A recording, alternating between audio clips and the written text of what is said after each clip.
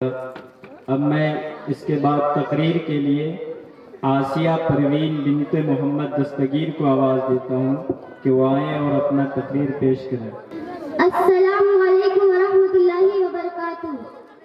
اعوذ باللہ من الشیطان الرجیم، بسم اللہ الرحمن الرحیم، الحمد للہ وحدہ والصلاۃ والسلام علی من لا نبی بعدہ، اما بعد، اعوذ باللہ من الشیطان الرجیم، بسم اللہ الرحمن الرحیم۔ ووصینا الانسان بوالدیہ احسانا حملتہ امہ کرہا ووضعتہ کرہا، اور ہم نے انسان کو اپنے والدین کے ساتھ بھلائی کا حکم کیا، اس کی ماں نے زمانہ حمل میں تکلیف و مشقت کے ساتھ حمل کا بوجھ اٹھایا اور ولادت کے وقت میں جاں کنی کی تکلیف کے ساتھ جنا ہے۔ محترم سامعین اور میرے دینی بھائیوں اور بہنوں، قرآن مقدس میں اللہ رب العزت نے کئی جگہ اپنی عبادت اور اپنے حق کے ساتھ اپنے والدین کے حق کا بھی ذکر فرمایا، اور جہاں مالک ارض و سماء و خالق کائنات نے اپنی عبادت کی تاکید فرمائی ہے، وہاں اپنے والدین کے ساتھ حسن سلوک اور رواداری کی بھی تاکید فرمائی ہے۔ کہیں فرمایا وَوَصَّيْنَا الْإِنسَانَ بِوَالِدَيْهِ إِحْسَانًا، ہم نے انسان کو اپنے ماں باپ کے ساتھ ہمدردی کی تاکید کی ہے، اور کہیں فرمایا وَوَصَّيْنَا الْإِنسَانَ بِوَالِدَيْهِ حُسْنًا، ہم نے انسان کو اپنے والدین کے ساتھ رواداری کی تاکید کی ہے۔ الغرض والدین کا حق اولاد کے اوپر اللہ کے بعد دوسرے نمبر پر ہے، اسی لیے کہ اللہ تبارک تعالیٰ مرجد حقیقی ہیں، اور عالم اسباب میں والدین اپنے اولاد کا سبب ظاہری ہے، اسی لیے اللہ تعالیٰ نے جگہ جگہ ماں باپ کے حقوق کی اہمیت کی تاکید فرمائی ہے کہ ہمیشہ اپنے ماں باپ کے ساتھ اچھا سلوک کرتے رہو، ان کی تعظیم و محبت اور خدمت گزاری کو اپنی شہادت سمجھو۔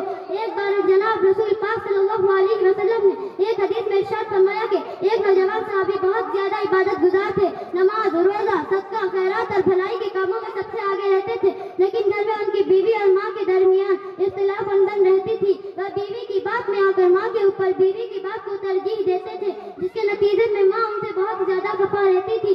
اتفاق سے اس نوجوان کی موت کا وقت آیا، ان سے کلمہ نہیں پڑھا جاتا تھا، تو ان کی بیوی نے حضور صلی اللہ علیہ وسلم کے پاس یہ کہلا بھیجا کہ میرے شوہر نزاع کی حالت میں ہے، چاہتی ہوں کہ آپ کو بتلا دوں۔ اس پر حضور صلی اللہ علیہ وسلم بنفس نفس تشریف لائے اور ان سے کہا کہ کلمہ پڑھو، تو انہوں نے کہا کہ مجھے اس کی طاقت نہیں کہ کلمہ پڑھوں۔ اس پر حضور صلی اللہ علیہ وسلم نے معلوم کیا کہ ان کی والدہ زندہ ہے۔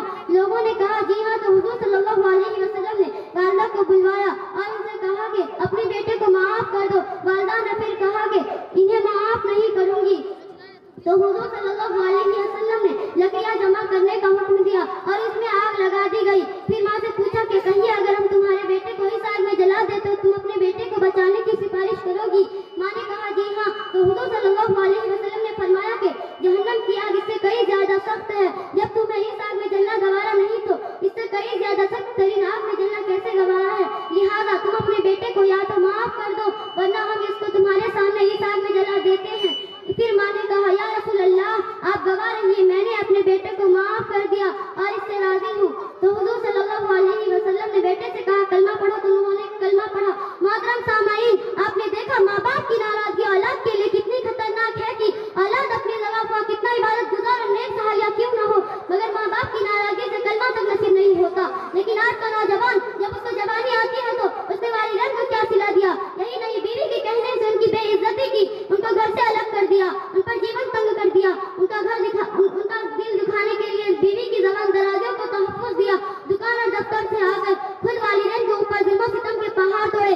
ارے والدین کو اپنے کندھوں کا بوجھ سمجھنے والوں اور خوبصورت کوٹھی کے لیے ان کو عیب سمجھنے والوں، ذرا اس حدیث پر غور کرو جنہوں نے والدین کی نافرمانی کی دنیا ہی میں اللہ نے کیسی سزا دی۔ اسی لیے آج سے عزم کرو کہ انشاءاللہ والدین کی خدمت ہر حال میں کرنی ہے۔